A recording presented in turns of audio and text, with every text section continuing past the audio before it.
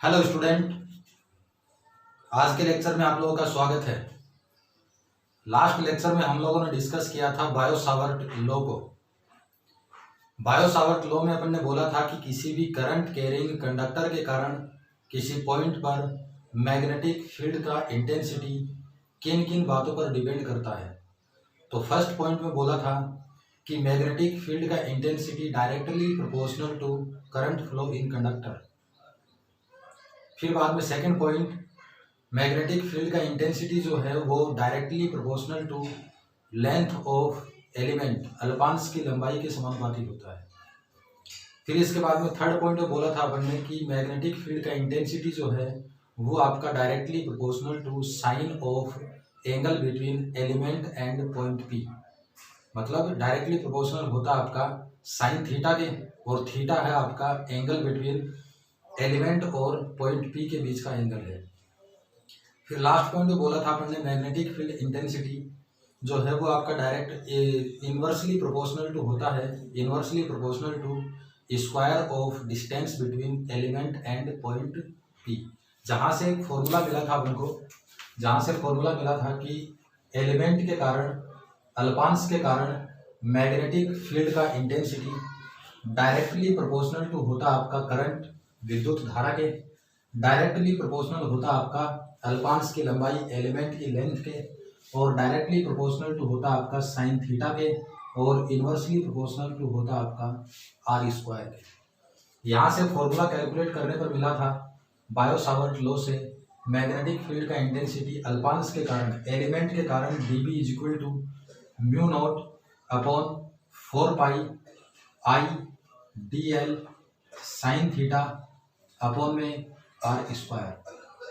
ये फॉर्मूला मिला था आपको एलिमेंट के कारण पॉइंट पी पर मैग्नेटिक फील्ड का इंटेंसिटी। अब इस फॉर्मूले का यूज करके, बायो सावर्ट लॉ का यूज करके अपन को अलग अलग एप्लीकेशन देखना है, जिसमें से पहला एप्लीकेशन है आपका सीमित लंबाई के सीधे धारावाही चालक तार के कारण चुंबकीय क्षेत्र, या फिर इसी को बोलेंगे magnetic field due to straight current carrying conducting wire of finite length. एक फाइनाइट लेंथ का वायर और उस वायर के कारण किसी पॉइंट पी पर मैग्नेटिक फील्ड का इंटेंसिटी फाइंड करना है। तो यहाँ से बोल के चलेंगे इसके कैलकुलेशन के लिए कि लेट ये फाइनाइट लेंथ का वायर है आपका, यहाँ से बोल रहे हैं कि ये है आपका एक फाइनाइट लेंथ का वायर, और इस वायर को बोल दिया कि ये एक वायर है आपका एक्स एंड ये पॉइंट है इसका वाई। एक फाइनाइट लेंथ का वायर है, ये पॉइंट एक्स है इसका, ये पॉइंट है आपका वाई। फाइनाइट लेंथ के वायर के परपेंडिकुलर, परपेंडिकुलर आपका यहाँ पे बोलो या फिर यहाँ पर या फिर यहाँ पर, परपेंडिकुलर एक पॉइंट पी मानते हैं अपन, मान के चल रहे हैं कि इस वायर के परपेंडिकुलर स्मॉल डी डिस्टेंस पर, वायर से स्मॉल डी डिस्टेंस पर एक पॉइंट पी है, एक पॉइंट पी है, और इस पी पॉइंट के ऊपर पूरे एक्स वाई वायर के कारण मैग्नेटिक फील्ड इंटेंसिटी कैलकुलेट करना है। तो यहाँ से बोल के चलेंगे अपन पॉइंट पी जो है ये एक्स के साथ एंगल डिनोट कर रहा है, मान के चलेंगे कि पॉइंट पी एक्स के साथ वायर के एक एंड पॉइंट के साथ एंगल डिनोट कर रहा है। इसका डायरेक्शन आपका इस डायरेक्शन में, जिसको बोल रहे हैं एंगल कितना, फाई 1। इसको एंगल कितना बोल दिया, फाई 1। फिर इसके बाद में बोल के चल रहे हैं अपन कि वाई जो एंड है वो पॉइंट पी के साथ कितना एंगल ड्रॉ कर रहा है। तो यहाँ से मान के चलेंगे कि वाई जो है ये इस पॉइंट पी के साथ एंगल ड्रॉ कर रहा है आपका अपवर्ड डायरेक्शन में, और इसको बोल देते हैं कि ये है आपका एंगल कितना, फाई 2। इस एंगल को कितना बोल दिया, इस एंगल को बोल दिया अपन ने कि ये है आपका फाई 1, और ये एंगल वाई के साथ कितना एंगल बना रहा है, वाई के साथ जो है वो आपका फाई 2। अब क्या करना अपन को, इस पूरे वायर के कारण पॉइंट पी पर मैग्नेटिक फील्ड का इंटेंसिटी फाइंड करना है। लेकिन अपन को इस वायर का लेंथ पता नहीं है, फाइनाइट लेंथ जरूर है लेकिन इसका लेंथ अपन को पता नहीं है। तो लेंथ के लिए अपन बोलेंगे कि ये एक्स एंड और वाई एंड, एक्स से वाई तक टोटल एंगल कितना है आपका, एक्स के साथ है फाई 1 और वाई के साथ कितना है, फाई 2। तो एंगल से इसका टोटल मैग्नेटिक फील्ड फाइंड करेंगे। फिर इसके बाद में अगर बात करें कि पूरे वायर की बजाय एक बार यदि इसका कोई एलिमेंट या फिर अल्पांश मान लें कि पूरे वायर के बजाय इसके किसी अल्पांश या फिर एलिमेंट के कारण पॉइंट P पर मैग्नेटिक फील्ड का इंटेंसिटी कितना होगा। तो यहाँ से बोल के चल रहे हैं कि लेट ये एलिमेंट है, इस एलिमेंट का लेंथ कितना बोल रहे हैं अपन dl, और ये एलिमेंट जो है वो इस पॉइंट O से स्मॉल l डिस्टेंस के ऊपर है। एलिमेंट जो है ये पॉइंट O से स्मॉल l डिस्टेंस के ऊपर स्थित है। यहाँ से मान के चलें कि ये पॉइंट कितना हो गया आपका O डैश, ये O डैश और ये है आपका P। O डैश एलिमेंट को पॉइंट P से अगर मिलाएंगे तो ये मान लिया कि ये पॉइंट P से मिला लिया। मान के चल रहे हैं कि ये आपका अल्पांश या फिर एलिमेंट पॉइंट P के साथ थीटा डिग्री एंगल के ऊपर है। कितने डिग्री एंगल पर? थीटा डिग्री एंगल पर। और मान के चल रहे हैं कि पॉइंट P जो है ये एंगल आपका कितना है, ये एंगल आपका है फाई। इस एंगल को बोला था अपन ने परपेंडिकुलर, मतलब ये कितना एंगल हो गया आपका 90 डिग्री। अब यहाँ से अपन को क्या करना है, इस एलिमेंट dl के कारण पॉइंट P पर मैग्नेटिक फील्ड का इंटेंसिटी फाइंड करेंगे और फाइंड करके फिर बाद में लिमिट रखेंगे φ1 से φ2 तक, लिमिट रखेंगे φ1 से φ2 तक, जिससे अपन को मिलेगा इस टोटल वायर के कारण मैग्नेटिक फील्ड का इंटेंसिटी। अब यहाँ से अगर बात करें according to Biot Savart law, we know that according to Biot Savart law, अल्पांश के कारण पॉइंट P पर मैग्नेटिक फील्ड का इंटेंसिटी, तो यहाँ पे लिख रहे हैं अपन magnetic field intensity due to element at point P। Point P पर अल्पांश के कारण मैग्नेटिक फील्ड का intensity according to Biot Savart law कितना होता है, यहाँ पे लिखेंगे कि dB is mu naught upon में 4 पाई I dl साइन थीटा और अपॉन में कितना r square. dB is mu naught upon 4 pi I dl sign theta upon r square. इसको बोल के चल रहे हैं कि ये है आपका इक्वेशन नंबर फर्स्ट। अब इसमें एक बार चेक करेंगे अपन कि अपन को इस पूरे वायर के कारण अगर कैलकुलेट करना है तो ना अपन को केवल किस किस की टर्म में वैल्यू पुट करना है, वैल्यू पुट करना है केवल इस स्मॉल d की टर्म में, वैल्यू पुट करना है इस फाई की टर्म में, वैल्यू किसकी टर्म में पुट करना है, फाई की टर्म में। थीटा की टर्म में वैल्यू पुट नहीं करेंगे, क्योंकि ये अगर फाई अगर पता हो अपन को तो टोटल वायर के कारण अगर फाइंड करेंगे तो φ1 से φ2 तक लिमिट पुट कर सकते हैं, एक तो इस d की टर्म में, एक इस फाई की टर्म में, और मान के चल रहे हैं कि इस अल्पांश का पॉइंट P से दूरी कितना है आपका, पॉइंट P से दूरी स्मॉल r है। तो यहाँ से एक तो dl का वैल्यू कैलकुलेट करेंगे, ट्राइंगल O डैश P से एक तो dl का वैल्यू चाहिए अपन को, एक चाहिए अपन को साइन थीटा का वैल्यू, एक चाहिए अपन को r का वैल्यू। इन सभी का वैल्यू कैलकुलेट करके इक्वेशन नंबर फर्स्ट में पुट करेंगे और उसके बाद में आएगा आपका magnetic field intensity due to full wire. यहाँ पे बोल के चल रहे हैं अपन in triangle O dash P, triangle O dash P के अंदर अगर बोले O डैश P के अंदर ये 90 है, तो ये दोनों एंगल जो बच गए थीटा और फाई, इन दोनों का सम कितना होगा, इन दोनों का सम होगा 90 डिग्री। तो यहाँ से लिखेंगे थीटा प्लस फाई और इज इक्वल टू कितना 90 डिग्री। इस फाई को अगर इस साइड में लिखें तो ये आएगा आपका theta is equal to 90 minus phi. अपन को साइन थीटा वैल्यू कैलकुलेट करना है तो यहाँ पे लिखेंगे so sine theta is equal to, theta की जगह पुट कर दिया साइन 90 माइनस फाई, और ये आएगा आपका sine theta is equal to cos phi. Sine 90 minus phi कितना होता है, कोस फाई। तो साइन थीटा की जगह लिखेंगे साइन 90 माइनस फाई का वैल्यू कोस फाई, तो यहाँ से आ जाएगा आपका sine theta is equal to, और इसको लिख दिया कोस फाई। इक्वेशन नंबर 2 है। ये इक्वेशन नंबर 2, साइन थीटा का वैल्यू यहाँ पर पुट करेंगे। फिर इसके बाद में अगर नेक्स्ट बात करें कि नेक्स्ट है आपका इसी ट्रायंगल के अंदर in triangle O dash P, triangle O dash P के अंदर अगर बात करें तो ये एंगल आपका फाई है, ये एंगल कितना है फाई। एंगल के सामने ये जो लेंथ है इसको बोलेंगे परपेंडिकुलर, ये आएगा आपका बेस और 90 के सामने ये आएगा हाइपोटेनियस। अगर बात करें कोस की तो cos phi is equal to base upon में हाइपोटेनियस आएगा, बेस अपॉन में हाइपोटेनियस। डी के टर्म में फाइंड करना है तो डी और आर के बीच में रिलेशन विद फाई, तो कोस फाई लिखेंगे अपन, यहाँ पे आएगा आपका cos phi is equal to base upon में हाइपोटेनियस, आधार बटे करण।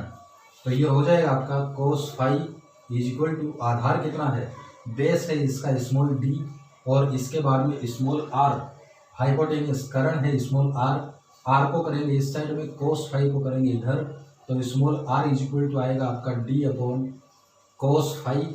और 1 अपॉन कोस फाई को अगर लिखें तो 1 अपॉन कोस फाई को लिख सकते हैं अपन sec phi, 1 upon cos phi को कितना लिख सकते हैं सेक फाई। स्मॉल आर का ये वैल्यू पुट करना है इक्वेशन नंबर फर्स्ट में। स्मॉल आर का वैल्यू भी किस में आ गया डी और फाई की टर्म में, साइन थीटा का वैल्यू भी किस में आ गया फाई की टर्म में। अब अपन को बोलना है कि डीएल का वैल्यू भी किस में आना चाहिए, डी और फाई की टर्म में आना चाहिए।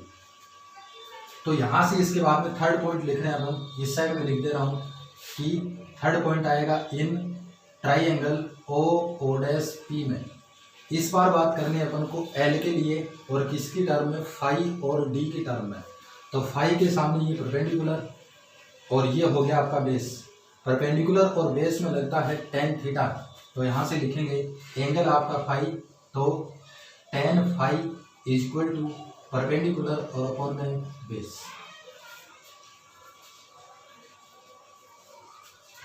फिर इसके बाद में आगे लिख रहे हैं अपन tan phi is equal to perpendicular कितना है एल, तो ये एल, बेस कितना है डी, तो ये डी। इस डी को करेंगे इस साइड में, एल इज इक्वल टू कितना आएगा, एल इज इक्वल टू आएगा आपका D tan phi, L is equal to कितना आएगा डी टेन फाई। फिर इसके बाद में क्या करना अपन को, वैल्यू चाहिए डीएल का, एल का वैल्यू नहीं चाहिए अपन को, डीएल का वैल्यू चाहिए। तो इस इक्वेशन का दोनों तरफ डिफरेंशिएशन करेंगे। तो यहाँ से लिख के चल रहा हूँ मैं, चलो इस साइड में लिख देता हूँ, यहाँ पे लिख के चल रहे हैं अपन डिफरेंशिएशन बोथ साइड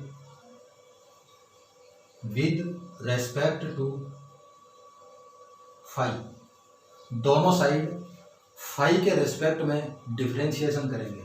तो इस एल का अगर करें तो कितना आएगा, D L upon D phi is equal to, D आपका कांस्टेंट है तो ये डी, और इस टेन फाई का कितना हो जाएगा, टेन फाई का अवकलन डिफरेंशिएशन होता है आपका सेक स्क्वायर फाई, तो टेन फाई की जगह लिखेंगे सेक स्क्वायर फाई।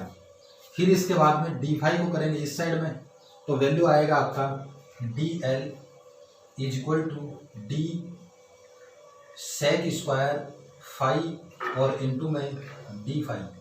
ये है आपका डीएल का वैल्यू, इसको बोलेंगे इक्वेशन नंबर 4। ये वैल्यू आपका डीएल का और इसको बोलेंगे इक्वेशन नंबर 4। अब क्या करना है, अब अपन को इक्वेशन नंबर 2, 3 और 4 से वैल्यूज को पुट करना है इक्वेशन नंबर फर्स्ट में, और कैलकुलेशन करेंगे तो अपन को मिलेगा total magnetic field due to finite length wire. यहां से बोल के चल रहे हैं अपन, यहां से बोल के चल रहे हैं from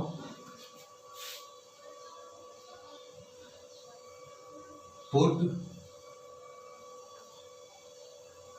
values of equation number 2, 3 and 4 in equation number first.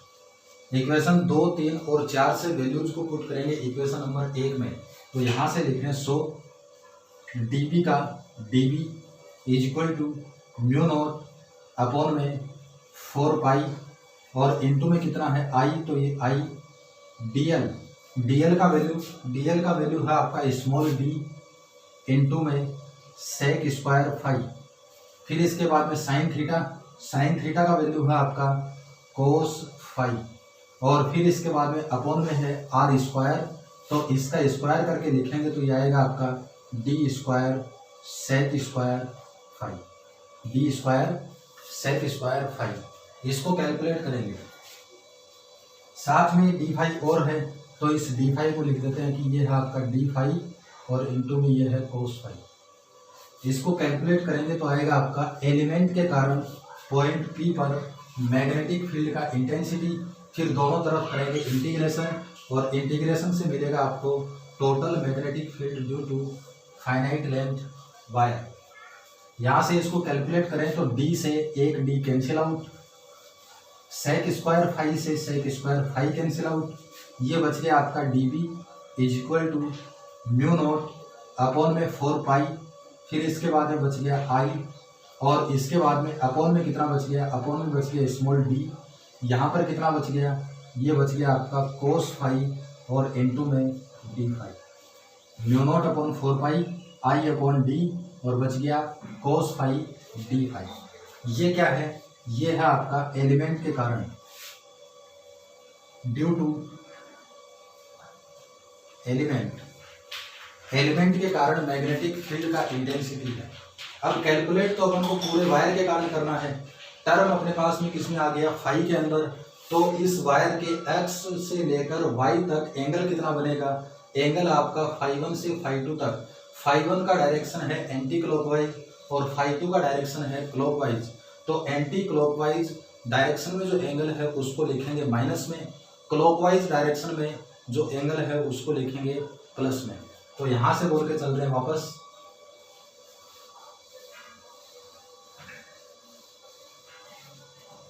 Magnetic field due to whole wire, यहां पे लिखेंगे integration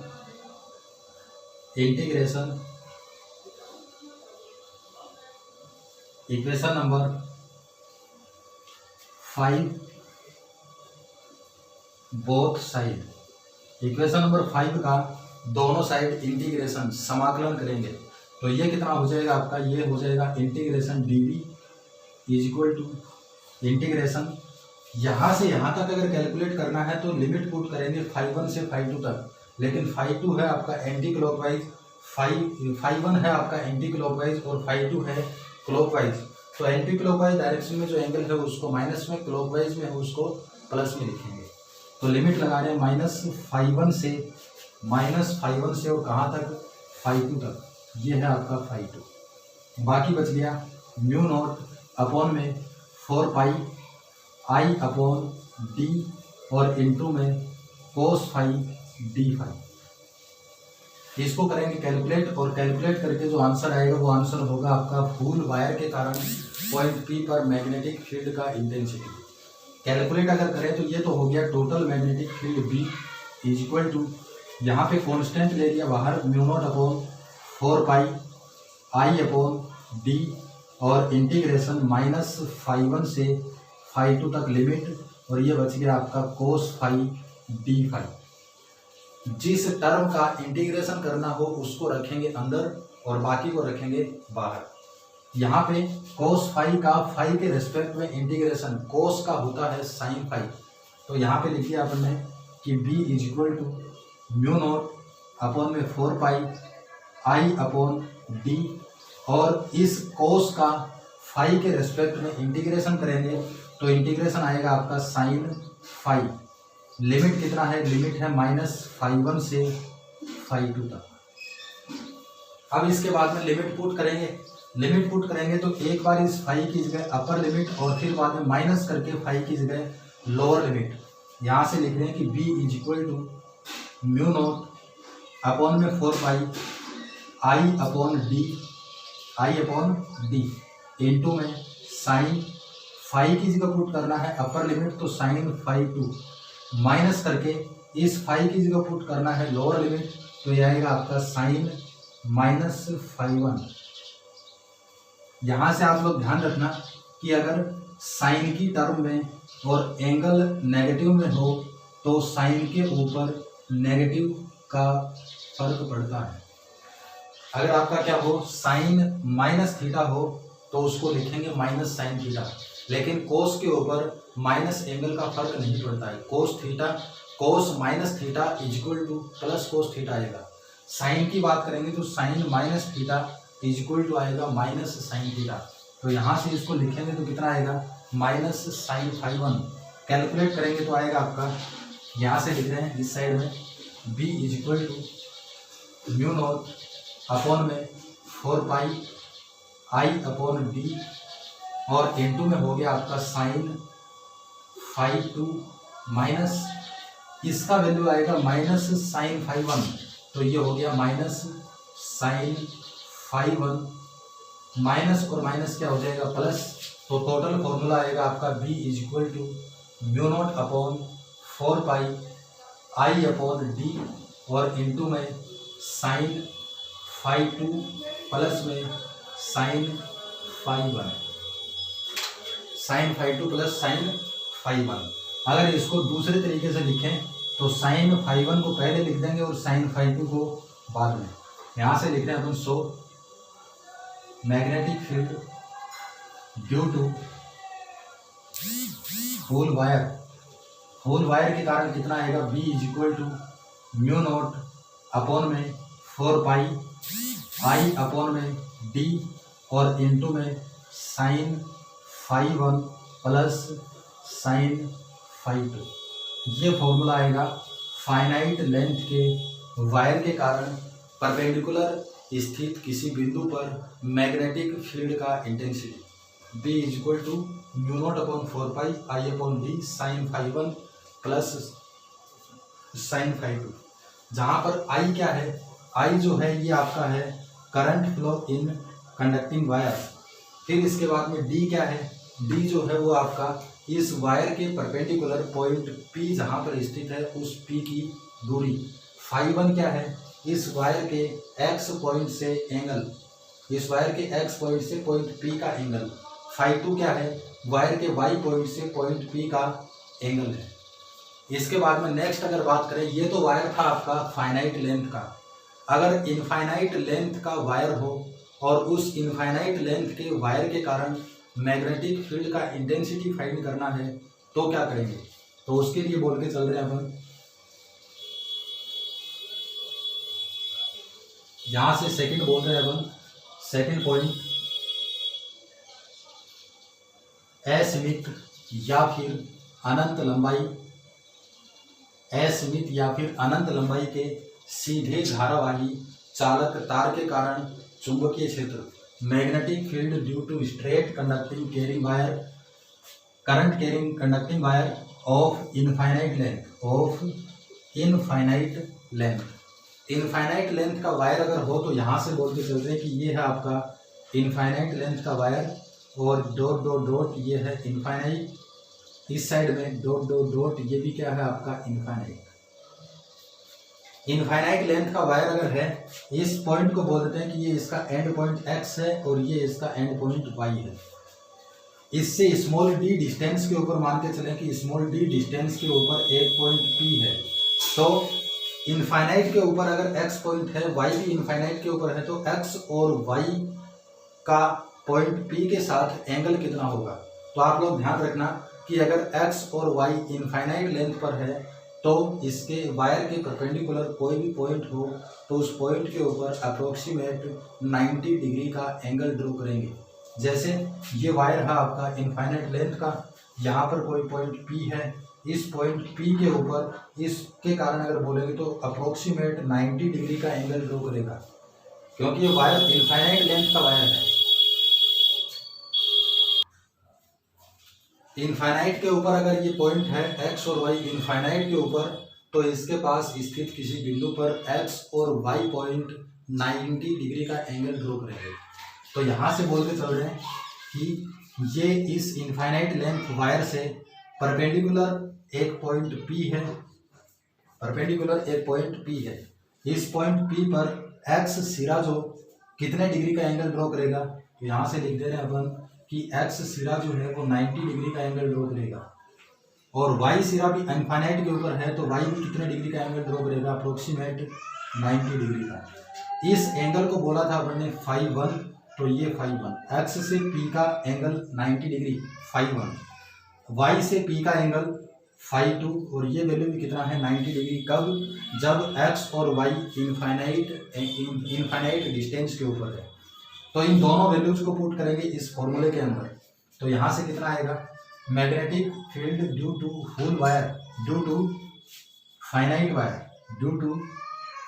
wire denote that mu naught upon 4 pi I upon D sine phi 1 plus sine phi 2।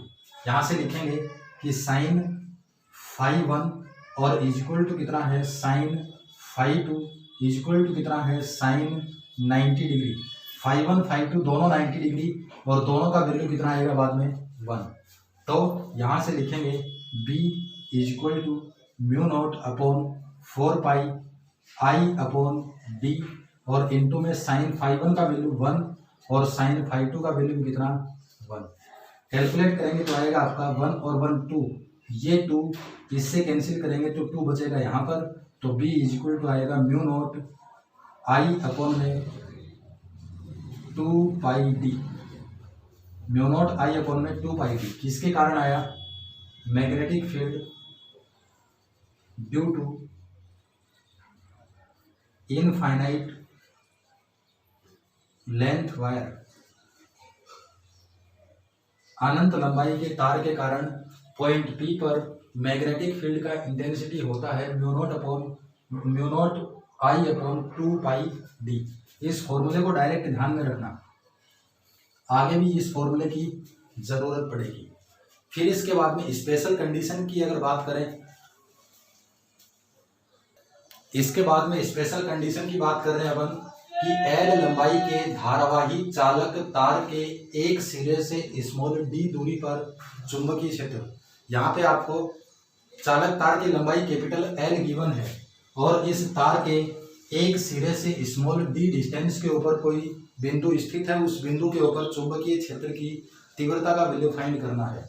Magnetic field due to wire of length capital L at a point placed at small D distance from one and.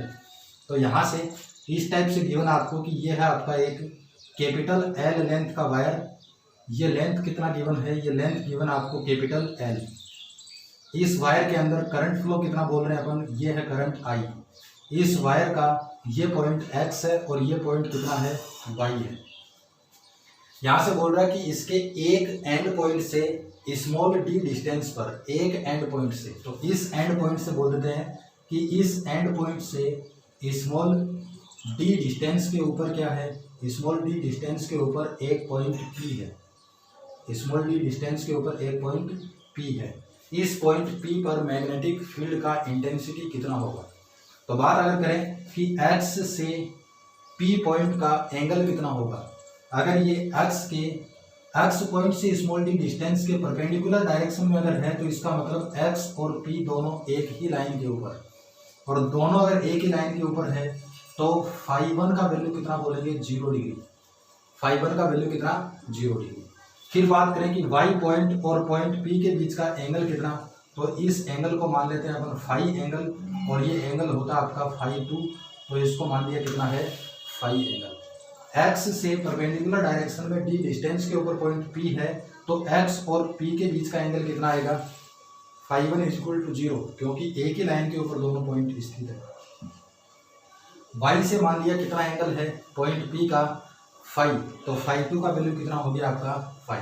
यहाँ पे रखेंगे we know that capital B equal to होता है formula mu naught upon 4 pi I upon D, और into में कितना sine phi 1 और plus में कितना साइन फाई 2। इसके अंदर फाई 1 फाई 2 का वैल्यू पुट करेंगे, फाई 1 फाई 2 का वैल्यू अगर पुट करेंगे तो आएगा आपका B equal to mu naught upon में 4 पाई आई अपॉन डी, और इंटू में साइन फाई 1 का वैल्यू 0 डिग्री और प्लस साइन फाई 2 का वैल्यू कितना है फाई, तो ये फाई। साइन जीरो का वैल्यू कितना होता है 0, तो ये 0 बचेगा कितना b is equal to mu naught upon 4 pi I upon D और इनटू में बच गया आपका साइन फाई। अगर इस साइन फाई का वैल्यू और पुट करें तो ट्रायंगल एक्स वाई और पी के अंदर sine phi is equal to कितना, sine phi is equal to आएगा आपका परपेंडिकुलर अपॉन हाइपोटेन्यूस। यहाँ पे लिख रहे हैं अपन in triangle X Y P sine phi और इज इक्वल टू कितना आएगा परपेंडिकुलर अपॉन में हाइपोटेन्यूस, लंब बटे कर्ण। फाई के सामने ये लंब, ये आधार और ये क्या आएगा आपका कर्ण। कर्ण की बात करें तो कर्ण बराबर क्या होता है, कर्ण बराबर रूट लंब स्क्वायर प्लस आधार स्क्वायर, तो ये आ जाएगा एल स्क्वायर प्लस में स्मॉल डी स्क्वायर। यहां से लिखेंगे sine phi is equal to perpendicular कितना है आपका, लंब है कैपिटल एल, तो ये कैपिटल एल अपॉन में हाइपोटेन्यूस कर्ण कितना है, कर्ण है आपका root L square plus D square, तो इसको लिखेंगे root L square plus D square.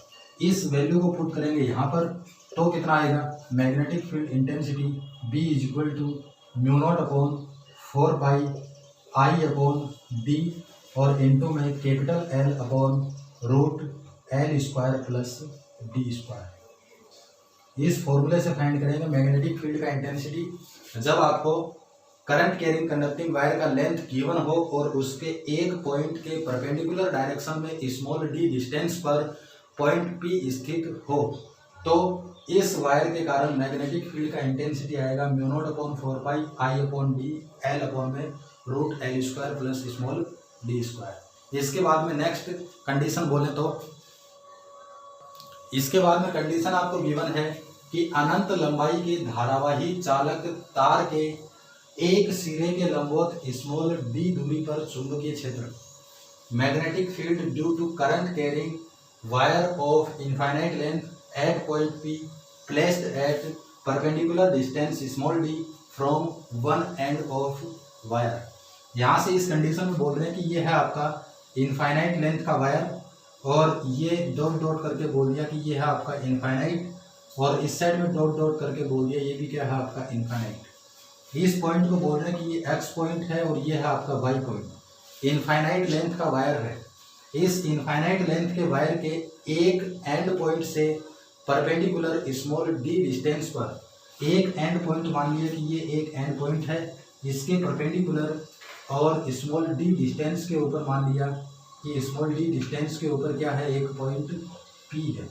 इस पॉइंट P पर मैग्नेटिक फील्ड का इंटेंसिटी फाइंड करना है। तो आप लोगों को बताया था कि x और P यदि दोनों एक ही लाइन पर है तो φ1 का वैल्यू कितना आएगा यहाँ पर 0 डिग्री और y पॉइंट अगर इनफाइनाइट के ऊपर है तो इनफाइनाइट और पॉइंट P के बीच का डिस्टेंस कितना आएगा अप्रोक्सीमेट 90 डिग्री। तो इस एंगल को बोलेंगे अप्रोक्सीमेट कितना 90 डिग्री और ये एंगल कितना होता है आपका फाई। x पॉइंट इनफाइनाइट पर तो है लेकिन x पॉइंट से परपेंडिकुलर डायरेक्शन में बोल रहे हैं अपन तो दोनों एक ही लाइन के ऊपर आएंगे जिसके कारण फाइबर का वैल्यू 0 डिग्री। y इनफाइनाइट के ऊपर है तो इनफाइनाइट और पॉइंट P के बीच का एंगल कितना 90 डिग्री, तो φ2 का वैल्यू 90 डिग्री। ये वैल्यू पुट करेंगे इस फॉर्मूले के अंदर। तो यहाँ से बोल के चलते हैं अपन we know that B is equal to कितना mu naught upon 4 pi I upon D और इनटू में साइन φ1 और प्लस में साइन φ2। वैल्यूज को अगर पुट करेंगे तो ये आएगा आपका 100 B is equal to mu naught upon 4 pi I upon D और इनटू में साइन φ1 का वैल्यू कितना 0 प्लस में लिखेंगे साइन φ2 का वैल्यू कितना है 90 डिग्री। साइन 0 का वैल्यू कितना आ जाएगा 0 और साइन 90 का वैल्यू कितना आ जाएगा साइन 90 का वैल्यू 1।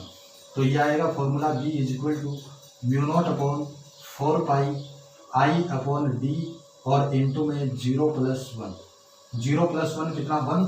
तो टोटल फॉर्मूला आएगा B is equal to mu naught upon 4 pi I upon D.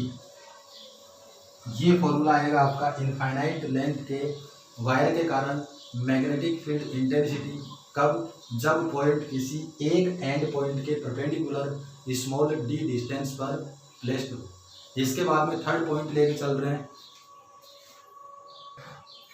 इसके बाद में थर्ड पॉइंट है आपका कि सीमित लंबाई के तार के लंब अर्धक पर, सीमित लंबाई के तार के लंब अर्धक पर स्थित बिंदु पर चुंबकीय क्षेत्र की तीव्रता ज्ञात करनी है। Magnetic field due to current carrying wire of finite length at point P placed at bisector of wire. एक फाइनाइट लेंथ का वायर है, उसके बाइसेक्टर पर स्थित किसी बिंदु पर चुंबकीय क्षेत्र की तीव्रता कितनी होगी।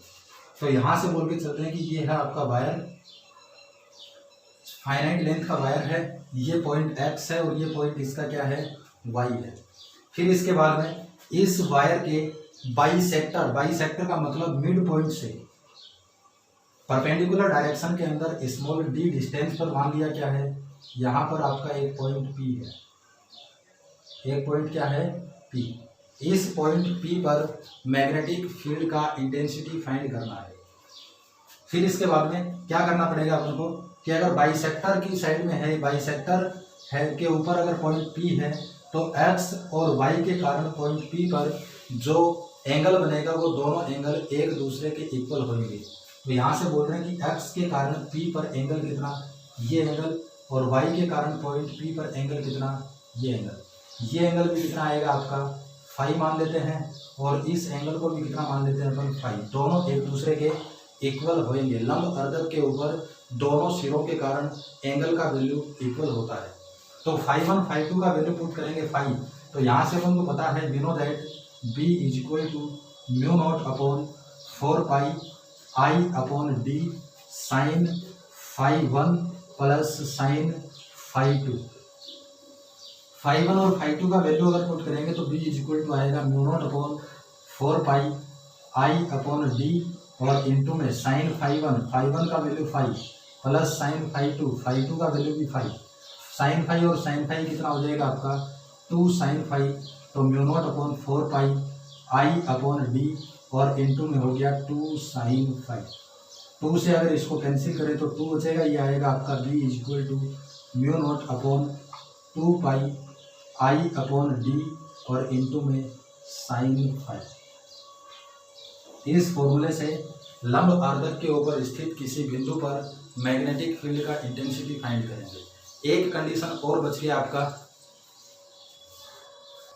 एक कंडीशन और बच गया, और उस कंडीशन में बोल रहा है कि धारावाही तार की अक्षीय स्थिति पर, धारावाही तार की अक्षीय स्थिति पर स्थित किसी बिंदु पर चुंबकीय क्षेत्र magnetic field at point P placed eight axis of wire.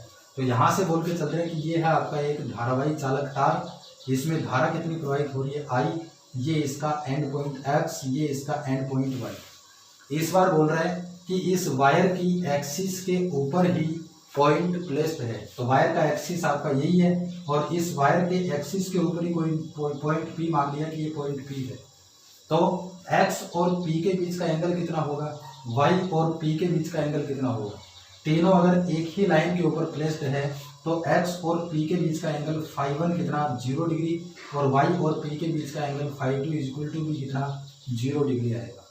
इसके बाद में यहाँ पे अपन को पता है we know that B is equal to mu naught upon 4 pi I upon D sine φ1 plus sine φ2।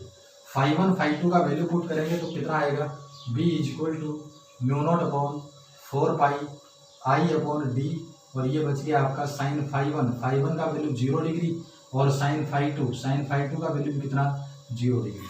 ये साइन 0 का वैल्यू 0, ये साइन 0 का वैल्यू 0 प्लस 0 कितना हो जाएगा टोटल 0 और 0 को जब इससे मल्टीप्लाई करेंगे 0 को तो टोटल कितना आएगा B axis is equal to आएगा आपका 0। अर्थात किसी करंट कैरिंग कंडक्टिंग वायर की एक्सिस पर स्थित किसी बिंदु पर, अक्ष पर स्थित किसी बिंदु पर चुंबकीय क्षेत्र की तीव्रता का मान 0 होता है। आज के लिए बस इतना ही। Thank you.